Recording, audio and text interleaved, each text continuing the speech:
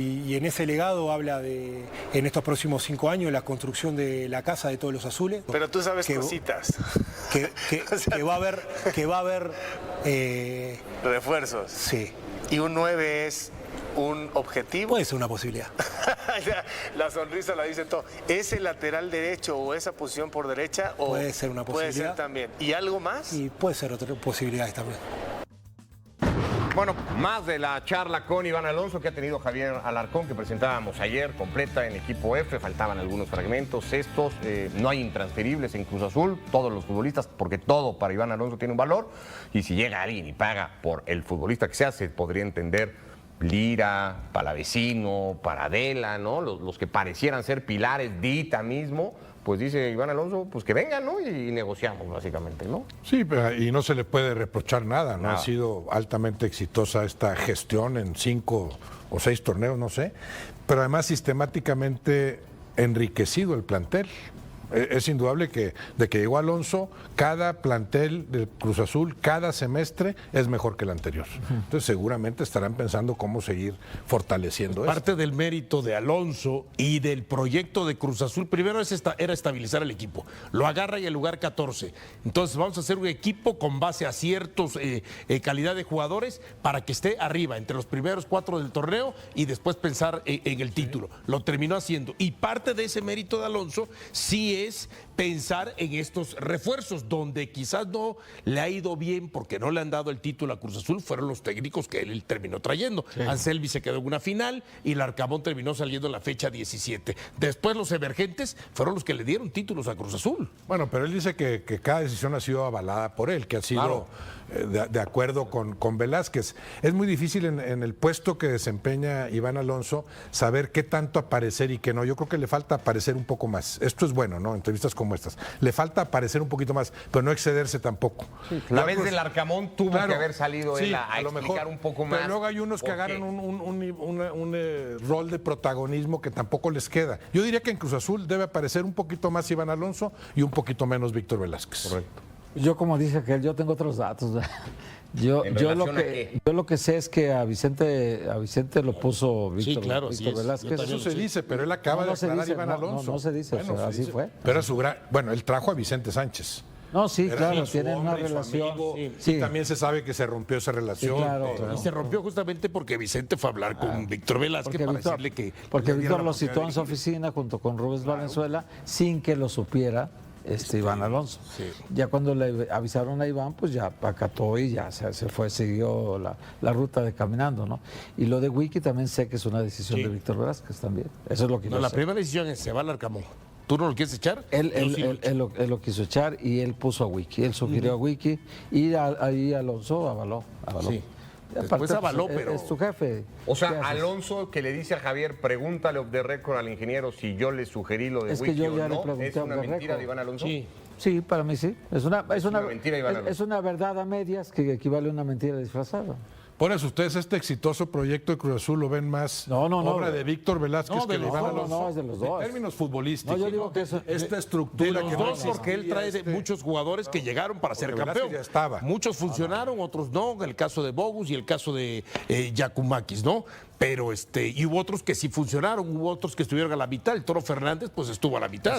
Nico Ibáñez no terminó saliendo porque se lesiona lamentablemente. Es como si dijera Álvaro Dávila, yo hice campeón al Cruz Azul, no, pues ya era Víctor Velázquez el presidente. También Víctor Velázquez, muchas de las decisiones que tomó con Juan Reynoso, Álvaro Dávila, pues fueron decisiones consensuadas con el presidente. Igualmente era Víctor Velázquez en ese Cruz Azul de últimos lugares. Claro, con también el mismo, con el propio Tuca. Y era Víctor Velázquez en ese Cruz Azul campeón desmantelado. Después el de Reynoso. Primero fue campeón y luego no va a suceder. Campeón desmantelado. Ese Cruz Azul campeón con Reynoso lo termina formando Billy Álvarez con Ricardo Peláez. Claro. Dejamos un poquito el tema de Cruz Azul. Ya está confirmado y ya está arreglado. Hay todo para que Joel Wiki renueve con el club. Obviamente con un contrato nuevo. Wiki venía de inferiores, se le da un buen aumento. La institución ha decidido darle un buen aumento. Lo que falta para que se oficialice es que se termine de conformar un nuevo cuerpo técnico. Desconozco quiénes estarán trabajando junto a Joel Wiki, pero va a haber un nuevo cuerpo técnico apuntalando al técnico de la máquina que ha hecho un muy buen trabajo en muy pocos partidos y lo ha llevado ni más ni menos que a ser campeón de la Liga MX. Muchos me preguntan qué pasa que no hablas de refuerzo de Cruz Azul. La verdad que Cruz Azul está tranquilo en el mercado. Hay muchos sondeos por el Toro Fernández. Le quedan 6 meses de contrato. Veremos si termina saliendo. Hay clubes argentinos que han preguntado por el Toro Fernández. También hay algunos clubes de la MLS que han preguntado por el Toro Fernández. Veremos si llega alguna oferta concreta por el delantero uruguayo. Cruz Azul, con respecto a los extranjeros, primero es liberar para después traer. Mira, en realidad yo he tenido un par de reuniones con el presidente, con Víctor Velázquez, ¿no? Hemos acordado muchas cosas, obviamente, hemos hablado de fútbol, hemos hablado de la vida, hemos hablado de la familia, del proyecto, de todo, ¿no? Obviamente yo no necesito una firma en el contrato para poder estar seguro en el club. El club, yo soy parte del club, la neta, o sea, yo soy un inventario más, obviamente, en otra posición, pero yo no necesito hoy firmar un contrato. Para mí, la palabra de él es lo que me importa y creo que eso es lo que tengo que tener de mi corazón, ¿no? Ahora, lo que pasó en este cierre de semestre, pues es una ilusión, o sea, es un sueño para mí. Realmente el compromiso que yo sigo teniendo con la institución es ser un mejor entrenador, obviamente, seguir preparándome y darle los resultados que corresponde y que lo que requiere la afición. La afición ha sido una afición tan noble, ¿no? Que cada vez que ahora me encuentro en algún centro comercial, restaurante, súper, porque seguimos la vida normal, o sea, seguimos yendo al súper, seguimos lavando el jardín en la casa del perrito, o sea, estamos igual todos, ¿no? Pero ha sido increíble lo que ha impactado, ¿no? El resultado del equipo con el campeonato, pero sobre todo esta identidad y estas ganas de la gente que tenía, ¿no? De poder sentirse representado por una institución como lo que es Cruz Azul. Y hoy, bueno, el reflejo es ese, ¿no? Que el equipo mostró lo que tenía que mostrar en su momento. Tuvo paciencia, tuvo perseverancia y sobre todo tuvo mucha resiliencia, que en donde los resultados no estaban tan buenos y positivos, donde todo el mundo creía que no iba a pasar, bueno, pues pasó, ¿no? O sea, la realidad que había muchas dudas en el proyecto y pues el resultado es que el trabajo en equipo sacó ese campeonato que todos anhelábamos, ¿no? Pero bueno, para mí es clave el mensaje y creo que lo que podemos ahora compartir es ese, ¿no? Que todos podemos lograr nuestros sueños. Bueno, estaba loco, en mis tiempos. Por eso no tenía psicólogo. Estaba loco, Sabes que, bueno, yo arranqué en Cruz Azul joven, 16, 17 años, y no me gustaba que me mandaran al psicólogo. Ahí está. Teníamos psicólogo de cabecera, tal, y el tema grupal, que iba todo por categorías, pero cuando llegaba el mano a mano con el psicólogo, a mí por lo menos no me gustaba, digo. Hoy sé que es muy necesario, que los tiempos han cambiado. Pero ya es tarde. Ya es demasiado tarde para mí.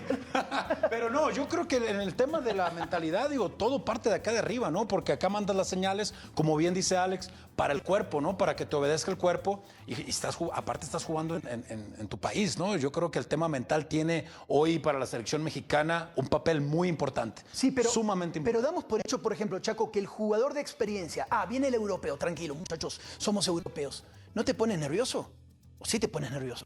¿O no? ¿O tú no te ponías nervioso a pesar de tener 20 años de carrera? Sí, buenas noches, compañeros, gente en casa. Yo creo que pasa más por una cuestión de convencimiento, primero, porque vos hoy hablas de los europeos, pero esos mismos europeos pasaron por muchas situaciones antes de llegar a ser profesional, que eso es una motivación. Hablando de convencimiento, estoy totalmente de acuerdo con Alex, que me parece que se basa mucho en lo que el entrenador te puede gestionar o te puede decir. Después pasa por cada uno de la mentalidad que tiene, ¿no? Y ahí hay muchos abanicos, que es el contagio. Después hay jugadores que tienen ese tipo de escenario, presión, que no le afecta. Hay otro que sí le afecta. Entonces, yo creo que siempre una ayuda sirve, ¿no? Y más en estos tiempos donde vivimos, más con las redes sociales, con lo social, lo que se dice de afuera, con la parte externa, y me parece que sí es importante, pero yo creo que México ha mostrado por diferentes años con juveniles, con selección mayor también, que hay momentos donde creemos de que no y es un sí. Te hablo de Copa del Mundo de juveniles, te hablo de el olímpico, era los Juegos Olímpicos. La selección, que vos decías, bueno, enfrentás a Brasil, una potencia, y de repente decís, ¿cómo? Y de repente los chicos fueron y le ganaron. Por eso, entonces tiene que ver, o sea, no confiamos en nosotros mismos. yo creo que tiene que ver con una creencia muchas veces de que no digo que no pase, pero que el mexicano por ahí, él mismo no se cree lo bueno que es, para mí, ¿eh? ¿Pues estás de acuerdo con eso? ¿Que el mexicano, que ustedes no se creen lo bueno que son y eso es lo que está faltando? Buenas noches, Santi, compañeros, a la gente en casa. No sé si a veces es que no crea que es tan bueno, pero sí creo que mentalmente hay muchas variantes. Yo sí creo que es muy personal. Y como decía Josgar, a lo mejor en nuestros tiempos no era tan común y sí había una cierta de no creer en eso. Decías, yo juego, a mí métanme a la cancha y ya lo mental, pero yo sí creo que en la actualidad, con todas estas variantes que hay, ahorita lo mencionaba el Chaco, las redes, información que te llega más directo de todo, si tú no estás bien preparado mentalmente para absorber y asimilar todo eso, sí creo que cambia. Y sí estoy a favor en todo eso de que hoy, mientras más herramientas tengas para fortalecer, hay veces que son grupales. ¿Y sigue ve fuerte la selección mexicana mentalmente?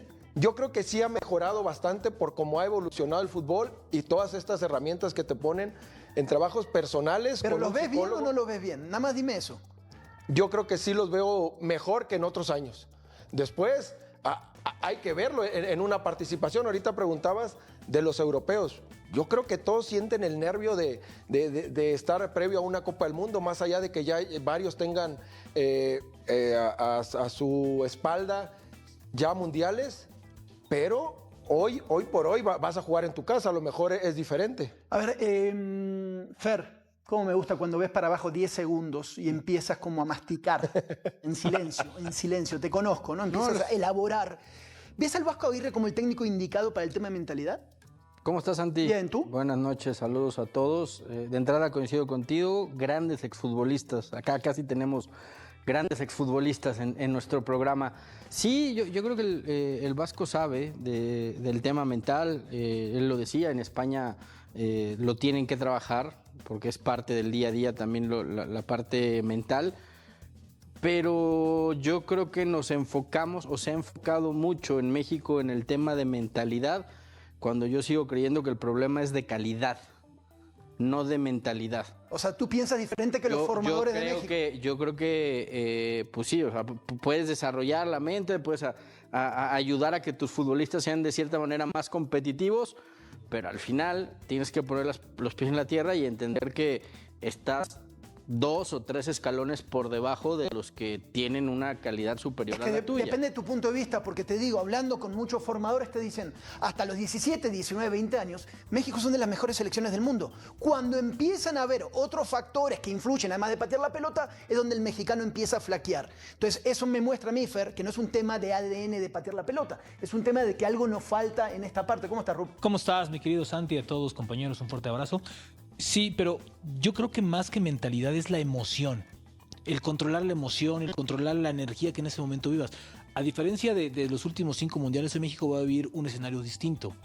Está en casa, estadio lleno, un estadio que te exige y cuando no se dan las cosas se te voltea. ¿Es más negativo que positivo? A veces sí, a veces el Azteca se vuelve un poquito más negativo. En la mente. Sí, pero inteligencia emocional que se pues sí, pero yo voy al manejo emocional. En ese momento, ¿cómo manejas esa emoción a tu favor? ¿Sabes? Que si te comienzan a chiflar, que si te comienzan a apretar, ¿sabes? O sea, esa parte yo creo que es por donde va Javier. ¿Pero tú crees que van a chiflar? ¿Ustedes creen que van a insultar al jugador mexicano, los propios mexicanos en el Azteca?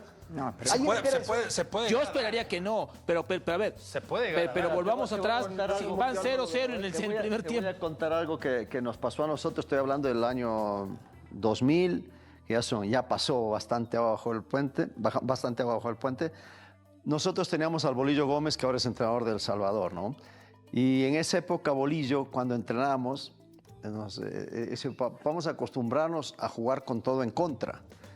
y les decía a sus auxiliares y a algunos amigos, muchachos que estaban allá afuera, que nos empiecen a gritar cosas, ¿no? Malos, bueno, son un desastre, chiflaban, abuchaban, o sea, algo que parecía muy jocoso, pero es como que dice, a nosotros nos van a gritar de eso aquí, de locales, que estamos en Ecuador, o de visitante. Entonces tenemos que acostumbrarnos a recibir eso y que nos resbale. Es lo que pasa y creo que estoy de acuerdo con Rubén en ese aspecto. El jugador tiene que estar preparado para que lo abuchee su propio público. Pero local, no en las eliminatorias allá en Quito, local en tu propio mundial. En tu casa.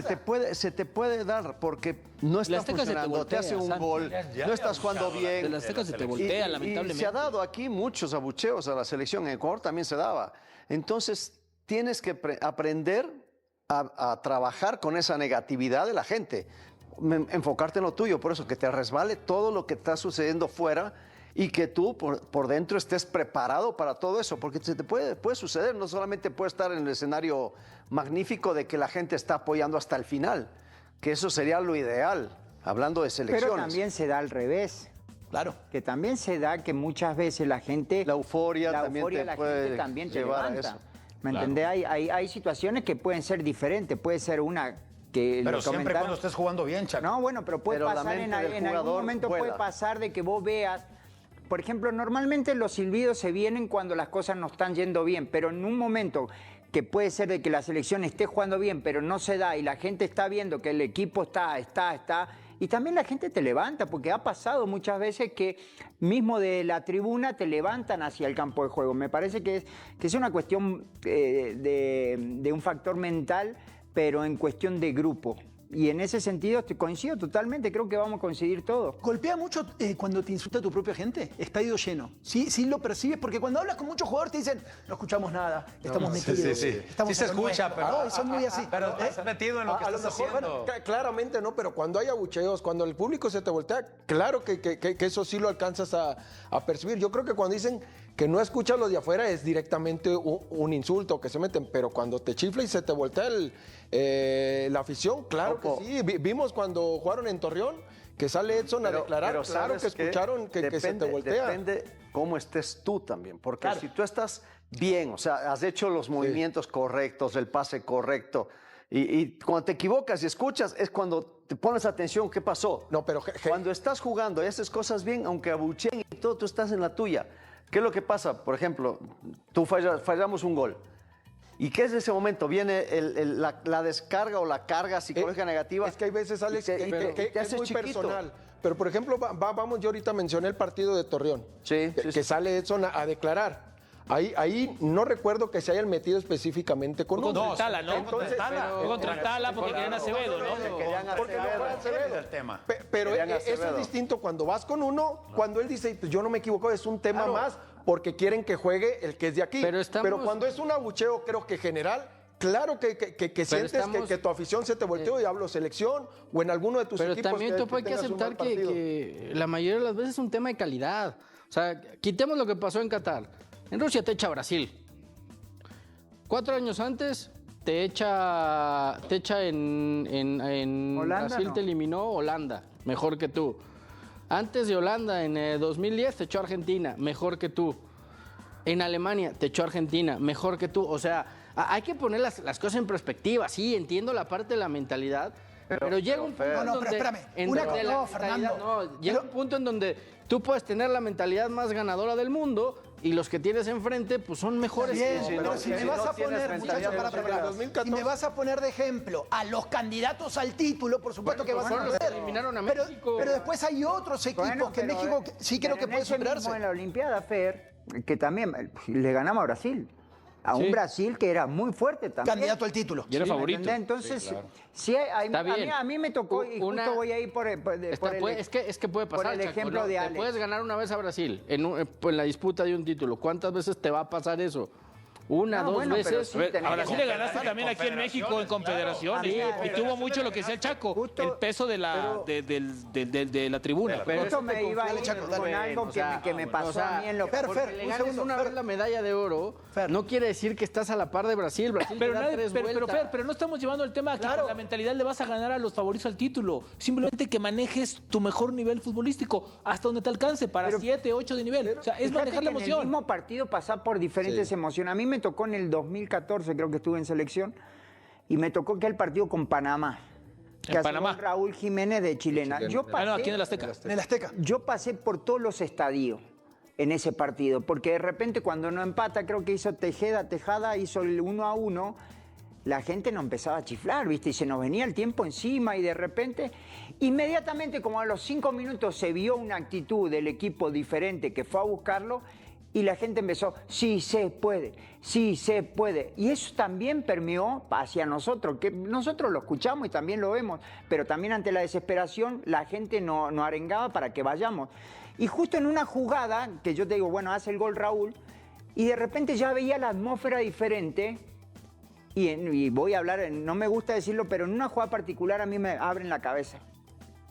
Y yo salgo con sangre y todo, y yo entré a la cancha, prendido fuego.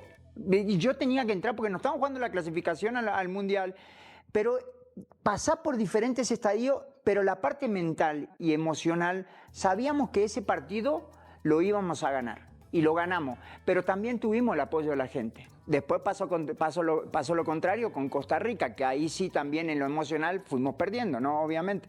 Pero en ese quería decirte eso porque me pasó algo particular y justamente con la selección mexicana. Ahí demuestra la mentalidad, Fer. ¿Sabes qué? No me preocupa, pero me llama la atención de ti en esto.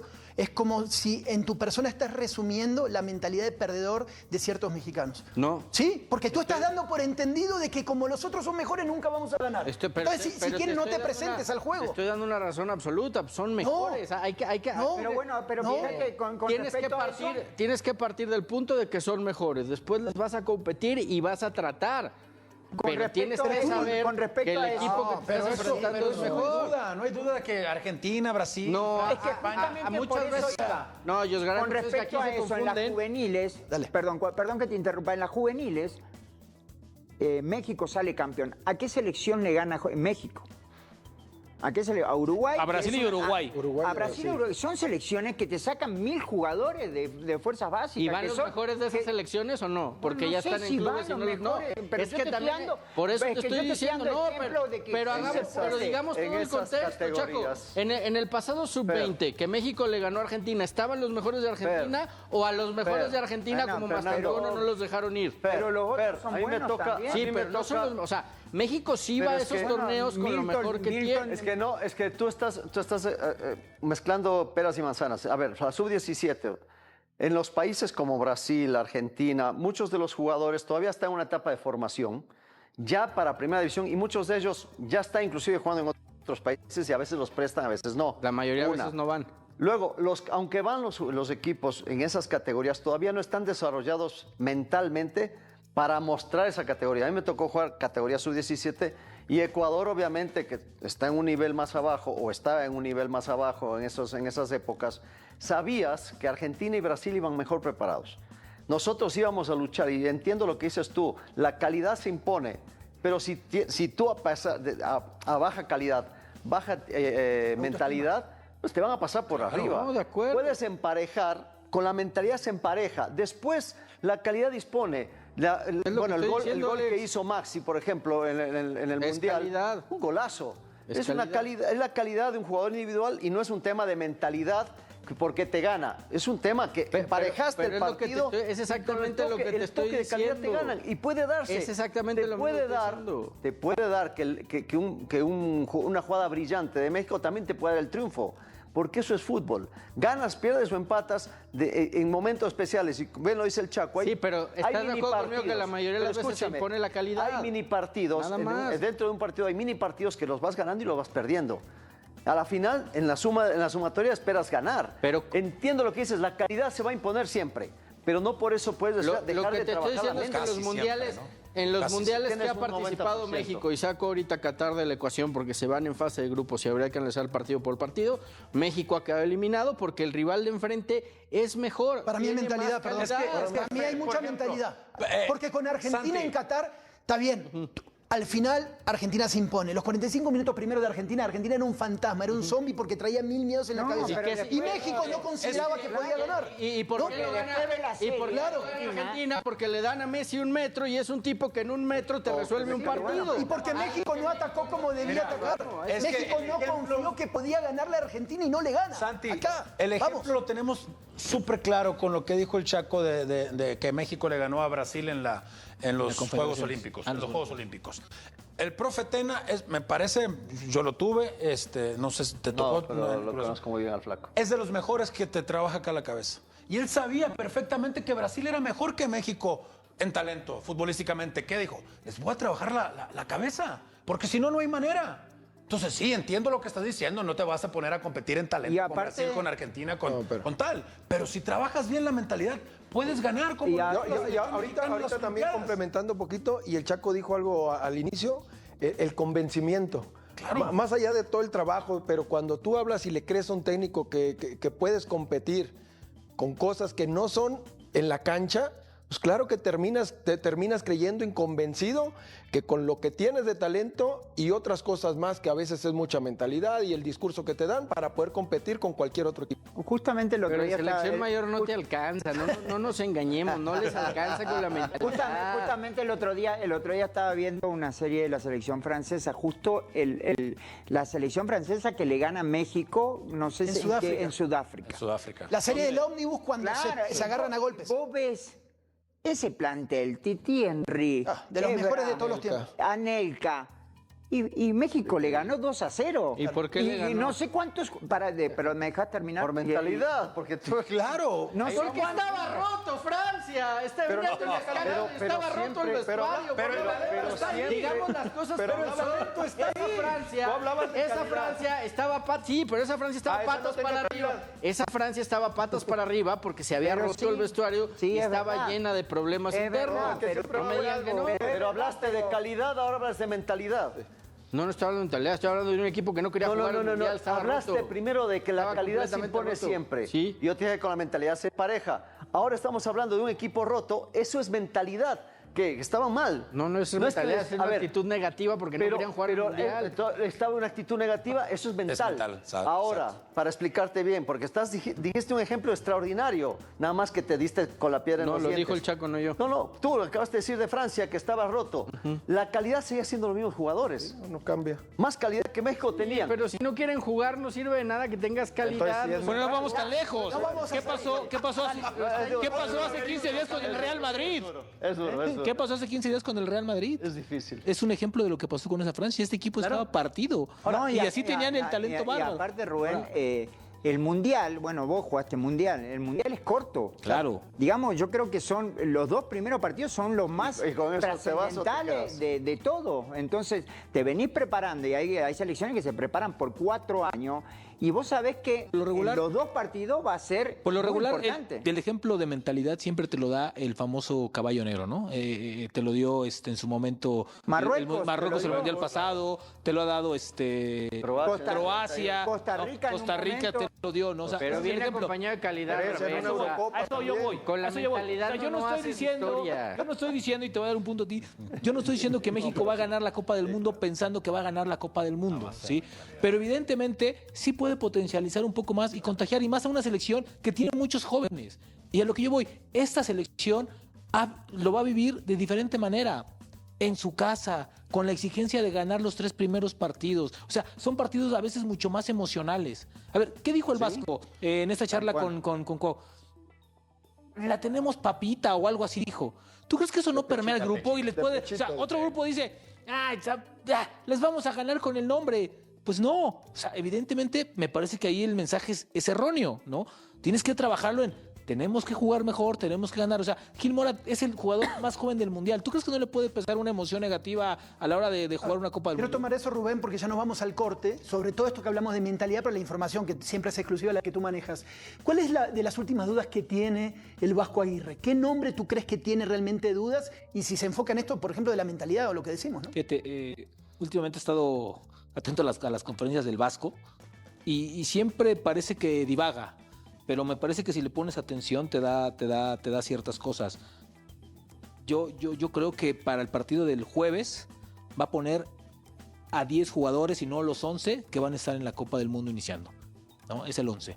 Y hoy me parece que la única duda que él tiene hoy es si apresurar la experiencia, la capitanía, la jerarquía que tiene Edson, o irse por el momento con el que está atravesando Eric Lira, que ya sabemos que es un momento extraordinario y que le da ciertas funciones y ciertas condiciones. ¿Y qué crees que haga tú? Para mí se va a terminar imponiendo la primera, pero es para mí, ¿no? Edson. Para mí Edson. No sé si Javier piensa lo contrario, porque también creo que si hay alguien que le puede decir a Edson, en este momento no estás y te tienes que sentar, es Javier Aguirre, ¿no? Como se lo puede decir a Raúl, si no está, o si lo puede decir a Johan, o se lo puede decir a cualquiera, ¿no? Tiene esa parte. Yo creo que se va a imponer eso. Para mí es la única duda que hoy tiene, ¿no? Yo creo que los centrales ya los conocemos, el portero ya lo conocemos, los laterales ya sabemos quiénes van a ser, los interiores tal vez por ahí, si va a poner a Fidalgo o le va a dar la oportunidad a Gil o en el partido pasado, acuérdense que en la conferencia el Vasco dijo que no quiso arriesgar al Piojo. Al Piojo. El Piojo. Pero la verdad, ¿estás de acuerdo que está? El Piojo va a ser titular por derecha. Sí. Ahora, si pone a Lira de titular con Sudáfrica, ¿alguien se quejaría o alguien diría? Al contrario. No. Al contrario. Y si pone a Edson tampoco, me parece. A ver, No. Ahí difiero contigo. No. O sea, tú estás más a favor de Lira que de Edson. Por el momento sí. Pero estoy de acuerdo en lo que acaba de decir, que el Vasco se va a jugar mucho más por la experiencia de Edson que por el ritmo que trae Lira. Y a mí me gustaría más Lira ahí. Es más, yo lo había comentado, estuve ayer en los especialistas y hablaba de los volantes. Y yo, por ejemplo, para mí tendría que estar Brian Gutiérrez, Lira y el Chico Mora. A mí, o sea, ¿por qué? Porque ¿Para inaugurar Sudáfrica? Pero por la dinámica Gil, que Brian, tienen, el ritmo que le ponen y además son grandes jugadores. Mostraron la calidad que tienen. El caso de Edson, el caso de Chávez y el caso de Fidalgo, yo los veo fuera de ritmo. Y los tres juntos para presionar. Lo que hizo, acuérdense lo que jugó contra Portugal y contra Bélgica. Presión alta y fue un equipo que dominó, por lo menos en la salida entorpeció y recuperaba la pelota y trataba de terminar algo. Jugó Fidalgo en esa época, me acuerdo perfectamente, pero ahora yo lo veo mucho más lento, no ha tenido ritmo de partidos en Europa y tanto Mora como Brian, que sobre todo Brian, que anda muy bien, y Lira, que tiene una dinámica impresionante, yo creo que esos tres pueden ayudar a presionar, o por lo menos esa idea de lo que tiene Vasco. Yo creo que también Quiñones se sube la titularidad con los últimos partidos. Ojo, igual de cualquier manera también los tres que están nombrando son bajitos. A pesar de la dinámica, vos sabés que en un mundial físicamente los de Sudáfrica son fuertes. Cruz Azul acaba de ganar la 10ª. El champán todavía no se seca. Iván Alonso ya está en televisión nacional diciéndole a Martín Anselmi en su cara que lo que hizo fue una huida. Ya está anticipando que Joel Huiki va a limpiar el plantel. Ya hay jugadores campeones con los días contados. Y hay uno en particular cuya posible salida es la decisión más injusta que esta directiva puede tomar después de todo lo que ese jugador les dio cuando más lo necesitaban. Hoy vas a entender exactamente qué está pasando dentro de la máquina, por qué el campeón ya se está desarmando antes de que empiece la apertura. ¿Cuáles son los objetivos que Víctor Velázquez trazó para los próximos 5 años? ¿Y por qué el fantasma de lo que pasó después del título con Juan Reynoso debería estar quitándole el sueño a toda la afición cementera? Vamos a empezar con lo que dijo Iván Alonso sobre Martín Anselmi, porque esto no fue una declaración cualquiera y la afición no le está dando la dimensión real que tiene. Alonso habló con Javier Alarcón y cuando llegó el tema de Anselmi no midió las palabras. Dijo que él fue quien puso el nombre de Anselmi sobre la mesa, que siempre fue todo consensuado con el presidente, que la llegada del técnico argentino fue un proyecto construido con cuidado desde adentro y después vino el golpe. No le gustó su salida. No desde el punto de vista futbolístico ni desde el económico. No le gustó desde el punto de vista humano. La sintió como una huida. Esa palabra la eligió Alonso con conciencia plena. No dijo que fue una salida apresurada. No dijo que las formas pudieron ser mejores. Dijo huida. Y añadió algo que lo explica todo. Cruz Azul endiosó a Martín Anselmi. Se construyó una imagen tan grande alrededor de él, tan desproporcionada frente a lo que realmente había logrado hasta ese momento, que el técnico terminó creyendo que su siguiente paso natural era un club grande de Europa. Y cuando llegó la oferta del Porto, no evaluó si era el momento correcto. Simplemente se fue, sin aviso real, sin proceso de transición, dejando al club en medio de una temporada. Ahora bien, lo que me parece más importante de todo esto no es el palo en sí mismo, aunque es histórico. Lo más importante es el momento en que Alonso decide hablar. Cruz Azul acaba de ganar la 10ª con Joel Wiki, el técnico interino que tomó el equipo después del caos que dejó la salida de Anselmi. Alonso habla ahora desde la cima para dejar establecido un relato muy claro. Ganamos a pesar de esa traición, no gracias al trabajo de ese entrenador. Y eso tiene una función muy concreta hacia el futuro. El próximo técnico que llegue va a saber desde el primer día que en Cruz Azul la lealtad institucional no es opcional. Es la condición de todo lo demás. Pero Anselmi no fue el único técnico que salió en circunstancias complicadas. Vicente Sánchez llegó después de la huida del argentino. Tomó un equipo en crisis, lo estabilizó, le ganó una Conca Champions al club y después también fue cesado.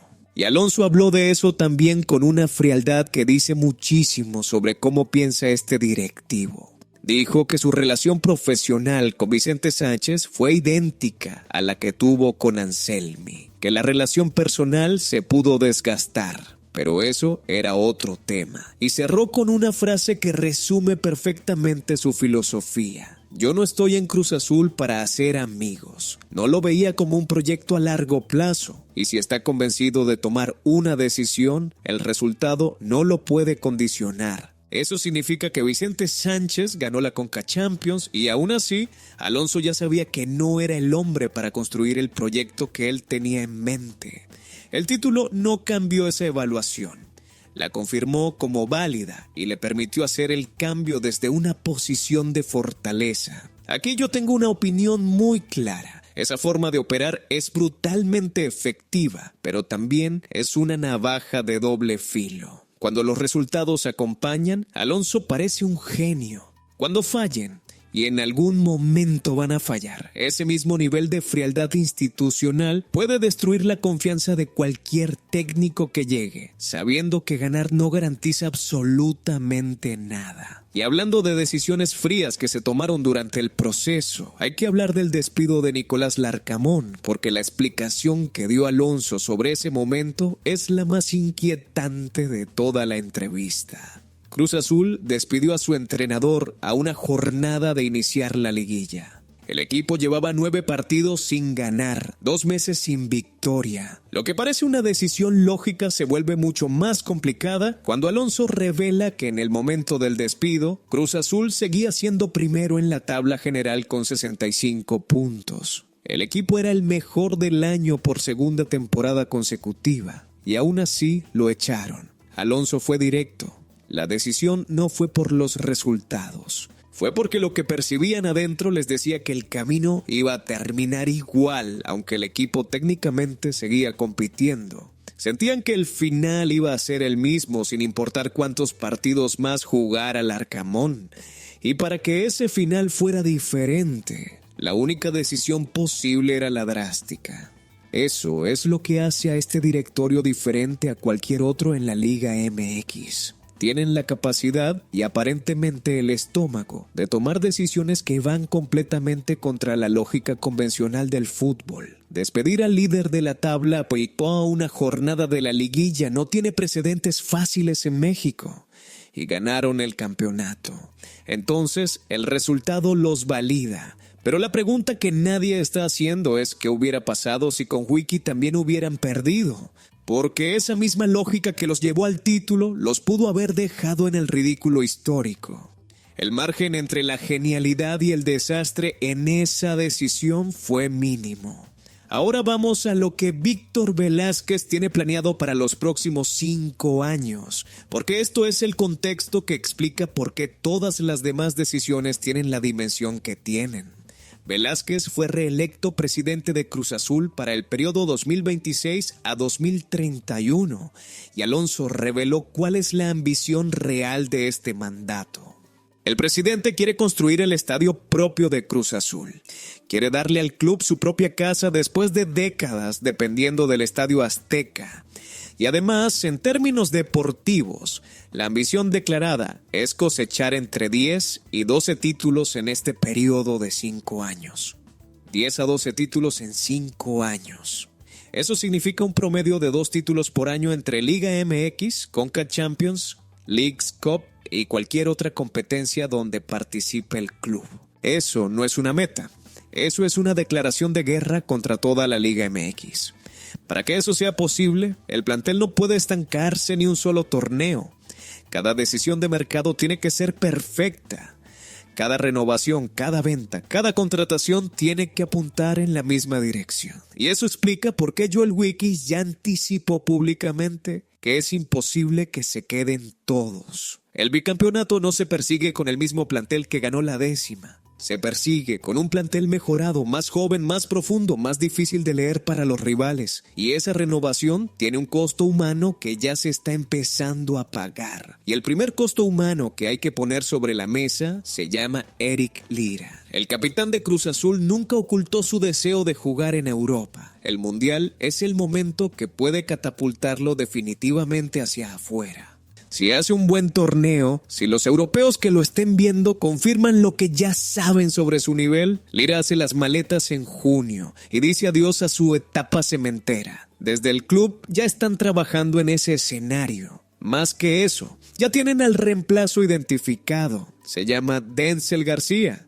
Mediocampista de Juárez, 22 años, polivalente hasta el punto de poder jugar de pivote, de central y hasta de lateral derecho. Fue convocado por Javier Aguirre para entrenar con la selección en el centro de alto rendimiento. Está tasado cerca de los $6.5 millones según Transfermarkt y cumple con todos los requisitos que Cruz Azul busca en la noria para reemplazar al capitán. El problema es que Cruz Azul no está solo en esa carrera. América quiere a García, Chivas ya hizo una primera oferta que Juárez rechazó. Y ahora, la máquina entra a una puja de 3 equipos grandes donde llega tarde pero con el músculo económico del campeón.